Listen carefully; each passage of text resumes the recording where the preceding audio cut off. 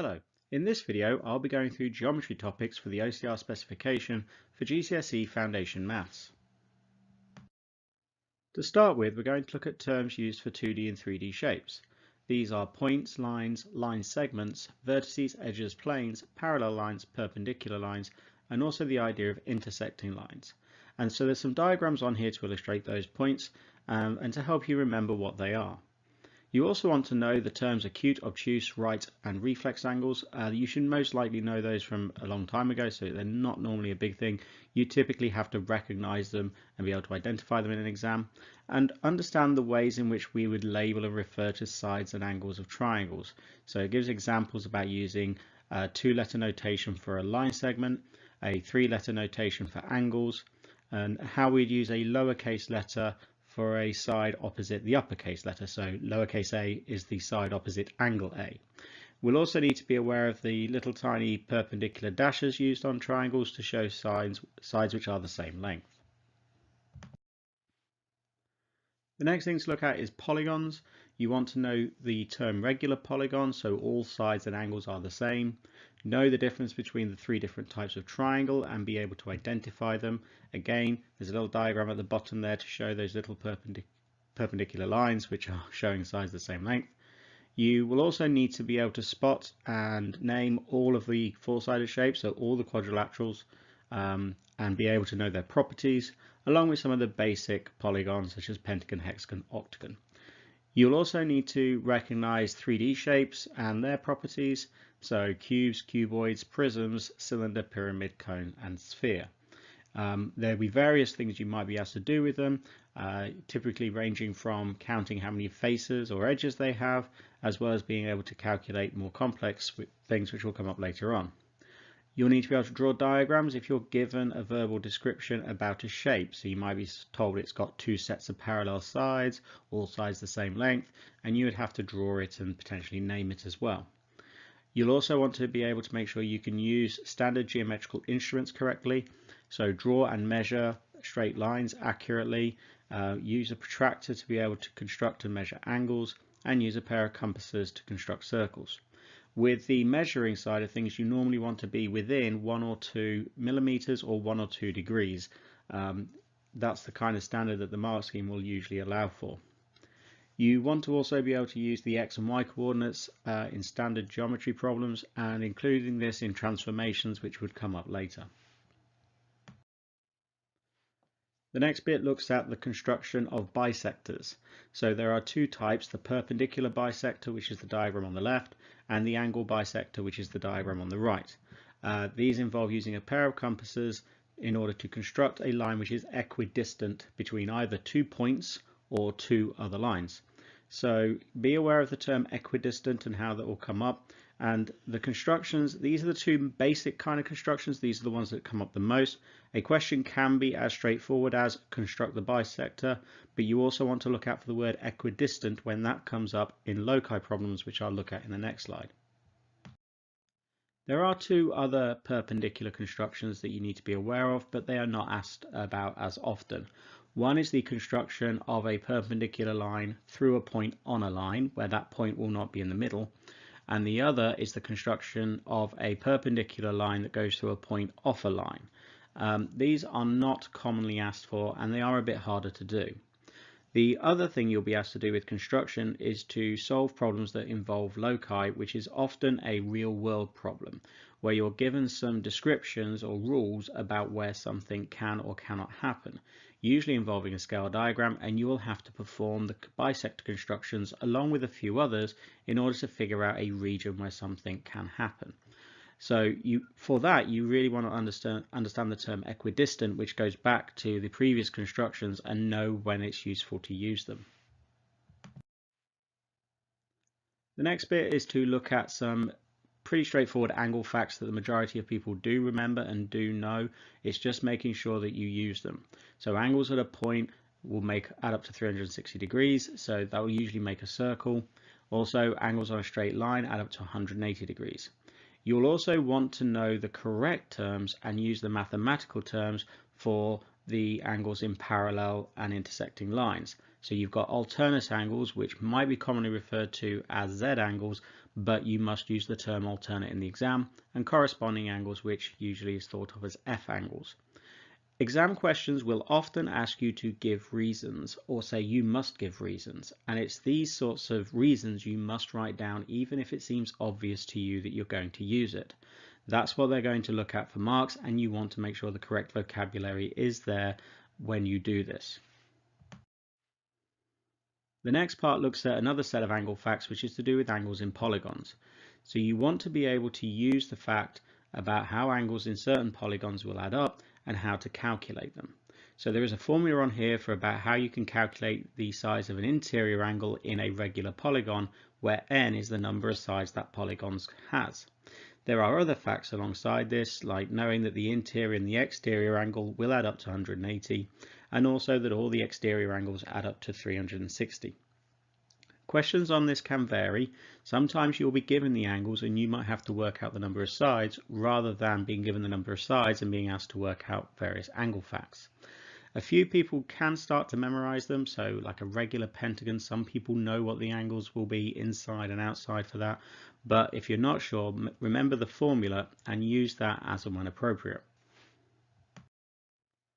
Next is to make sure you know the basic properties of a triangle, so knowing the different types of triangle and what each of those have got as a property. So what is true about their sides, what is true about their angles, and being able to use those to justify any calculations or any angle problems that you solve. So often a question might give you a triangle, it will give you some information, you'll have to give reasons, and this will be a reason why. That will also be true for quadrilaterals. So think about various things like their symmetries, which sides are parallel, which angles are going to be the same size, and being able to explain that fully. Next, we're going to look at symmetry, and there are two types, one which is reflection and will involve line symmetry, and the other is rotation.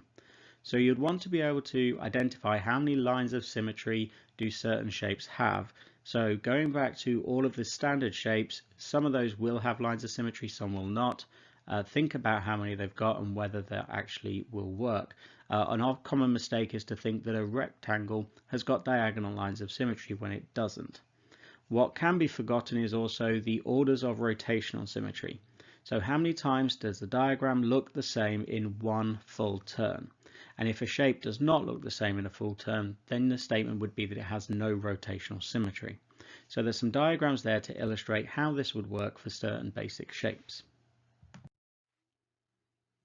Next is going to focus on circles, and particularly all of the names of parts of circles and what they are. So questions on this can be about matching words to diagrams and so on. So you want to be able to know what these are. The only one on here you don't really need to know is secant. It just appears in the diagram because it was the one I found. So you've got diameter and radius, which most people will know about. You've got chord, which is going through the circle. The diameter is a special kind of chord, but a typical chord will be shorter in length than that. The tangent, which is a straight line which just rests on the circle on its sort of edge. And then you've also got arc, so part of the circumference. Sector, which is just like a slice of it, the way in which you would slice a cake or a pizza. And then you've got segment, which is a little bit more awkward, and often people do confuse a sector and a segment when they do this. Next, you need to know the properties of basic 3D shapes, so knowing their faces, their edges, their vertices, and some of their basic nets. Alongside that, typically with shapes made up of cubes, you'll need to understand the idea of plans and elevations. So knowing the 2D representation from a front, a side, and a plan view. So questions on this can vary, and sometimes the shape won't be made up of little cubes, but it's being able to recognize how it would look from those different viewpoints. What you want to avoid doing is trying to make these viewpoints look three-dimensional or have some sort of sense of perspective. You want to just draw regular squares, all the same size, and it should just be a perfect 2D shape to represent it. Now we're going to look at the different types of transformations, and the first one's going to be reflection. So there are two kinds of questions usually. One which is to perform a reflection, so they will tell you which line to reflect the shape in, and you have to do that accurately. And the second kind is where the reflection has happened and you have to describe it. So be aware of those two different types. When you are using a mirror line in these questions, you will have it in the form of an equation, or you'll be expected to give the equation. So if they're vertical lines, they all start x equals, horizontal, they all start y equals, and it is possible to use the diagonal y equals x. So recognizing how far away from the mirror line your shape is currently is very helpful to then perform the reflection accurately. And you will probably have tracing paper in your exam, and you can use that in order to support. The other types of transformations you might get asked to perform or describe are rotation and translation. So rotation would typically involve a direction, so clockwise or anti-clockwise, an angle that is a multiple of 90 degrees, so 90 degrees being a quarter turn and so on, and then a center of rotation, which will be a coordinate around which that rotation happened. So to perform the rotation, use tracing paper. If you're asked to describe a transformation which is rotation, then make sure you include all those key points. Identifying the center for a rotation can be difficult, and for some, using a trial and improvement approach can help, particularly if the rotation is 90 degrees or 270. Translation is the last type of transformation that we're going to look at this point, and that is where you'll use a column vector to describe that translation. Now I will be looking at vectors a bit later, or column vectors and how they work, but the number at the top is how far left or right, and the number at the bottom is how far up or down, and you'll want to again do that. Now questions might ask you to describe a transformation, and you would want to make sure you include the actual type. So the words reflection, rotation and translation should appear if you're asked to describe the transformation. So now we're going to have a look at vectors and column vectors and what that means to do. So a column vector is going to tell you how to go from one point to another, how far to go left or right with that top number, and then how far to go up or down with the bottom number. If you are going to go left or down, the number will be negative. You'll want to use that to describe translations, but then the other part of this is being able to actually do addition and subtraction with vectors. Now they do work almost as simply as it looks. So you're just going to go across and add the two top numbers and then add the two bottom numbers, and that would give you your new vector if you're adding. Also multiplying by a scalar, so that's a whole number effectively. You just multiply the numbers inside by it. The example that I've put on here actually shows a mistake where they did affect the top number. It went from 3 to 6, but they didn't change the bottom number to a 4, so you want to make sure you do that. Drawing vectors as well, so knowing that you can start usually at any point unless you're told to use a specific point, and you would actually go left, right, up or down. The vector needs to have an arrow on it to show direction, so make sure you do include usually a little arrow drawn in the middle of the line, but as long as it's on there somewhere you should be fine. Next we're going to look at similar triangles. So we will know if triangles are similar by the fact that not only will their sides be going up in proportion, so you'd be able to calculate a scale factor, but you'll also find that the three angles inside the two triangles are exactly the same. So if you've got all three angles in both triangles the same, you've got similar triangles. The next bit is to look at the idea of enlargement, which links to similarity. And so you want to be able to enlarge a shape from a center of enlargement given a whole number scale factor. At a more extended point, you'd want to look at fractional scale factors and how that works, but you want to be able to perform and describe it. So you might, similarly to the previous transformations work we've been looking at, you might be given a shape and told to enlarge it and use a certain center of enlargement. Or similarly, the enlargement will have happened and you have to describe it by saying what the scale factor is and saying what the center of enlargement is. There's a little diagram at the bottom which should remind you of some of this, and don't forget the importance of those rays, those dotted lines that you can see there, because that helps you guide where the shape should be. If you are struggling, you usually can get 1 mark as long as you've drawn the shape enlarged using the correct scale factor, no matter where it is on the grid. But to get that second mark, usually you want to make sure it's in the exact right place, and those rays help you a lot. Next, we're going to look at similar shapes and the kinds of problems you might get asked to solve, which this example here is a very straightforward one, where you've got two shapes, one is an enlargement of the other, and you would then need to find a missing length. So you can see in this how the top of that trapezium, there is a scale factor of 3 to get from the smaller trapezium to the larger one, and so the same would apply to the bottom side. You also want to be able to think about this in terms of ratio. So the ratio would be 1 to 3 in this case, and how that might be useful. Some of the diagrams will be more complex, and you might find that the shapes are within each other. So you might have to split it into two diagrams in order to get an idea of which sides will actually correspond with each other. Next, you want to know standard units of measurement, so lengths, areas, volumes, mass, time, and money, and know how to convert between those standard units. You should know the majority of these. There are a few who do get confused with certainly units of mass, but you want to know all of those, particularly for the metric measures. You might find if you're asked to work with imperial, you'll get some help and a bit of additional notes, but you shouldn't expect it. Alongside units of measurement, there are compound units or compound measures, and so this is typically things like speed, distance, time, and density, mass, volume.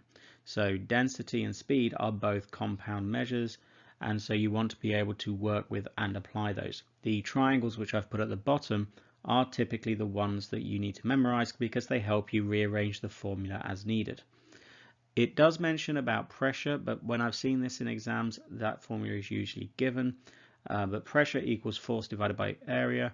So as long as you've got an idea of how speed, distance, time work, you can put pressure, force, and area in there and it works the same way. Maps and scale drawings. Now you might get asked to work with bearings, and not a lot of people I've taught tend to like bearings. They are angles measured clockwise from the north, and they must contain 3 digits. Now bearing problems can become more complex later on, and you may find that you won't have to work with a scale diagram, you might just actually have to work with the bearings. But being able to draw accurately on a scale diagram and use bearings through a protractor will help you a lot with those types. But if it is a problem solving type, that can get a bit more difficult, so you'd want to be more careful of those. Perimeter of rectilinear shapes, that's basically shapes which have got straight sides and right angles. You want to be able to work with and solve those kinds of problems.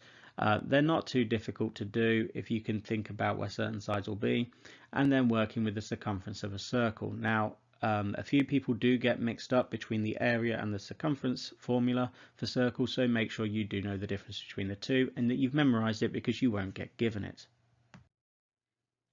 So perimeter of composite shapes. So a composite shape is where it's made up of more than one. So this shape here is made up of 2 rectangles, would be the easiest way to split it.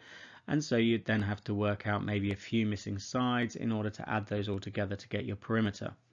The composite shapes won't always be nice rectangles. It could very well be other shapes, but the principle is about finding all the missing sides and then being able to add them all together.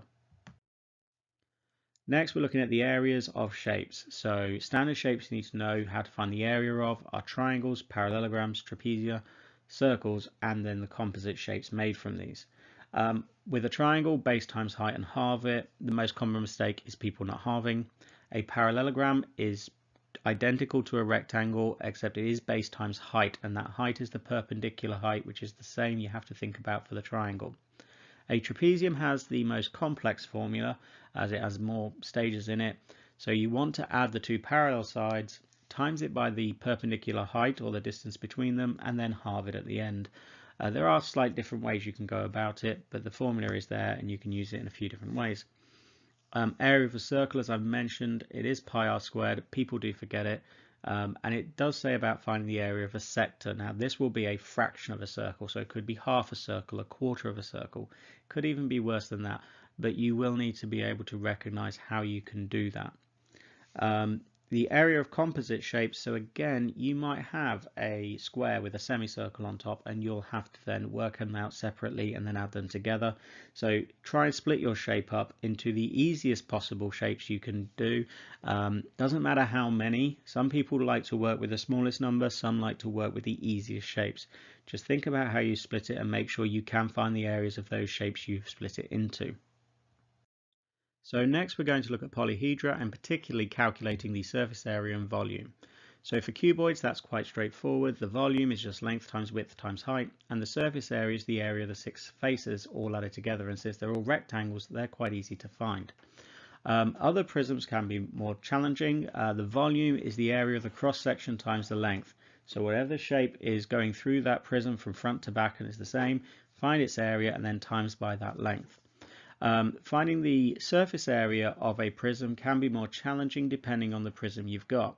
So you want to make sure you can identify each face carefully and find its area individually, as there might not be a quick route through it. For cones, spheres and pyramids, you want to be able to calculate surface areas and volumes, and the same with composite shapes, but you will be given the formula. So you will be told how to do this with a formula, and it requires on your ability to do substitution well. So making sure you can use bid mass appropriately and substitute the volumes in, and you should not have any problems with these types of questions. Do remember your units will be cubed, so typically that would be centimeters cubed for most problems. Next, we've got Pythagoras and trigonometry. So this applies to right angle triangles only. So making sure you've got right angle triangles before you even start to think about Pythagoras or trigonometry is important. For Pythagoras, it's only going to use the 3 sides. It does not use any angle inside to calculate anything. So if your problem involves 3 sides and you've got no angles inside to work with, then you are likely looking at a Pythagoras problem.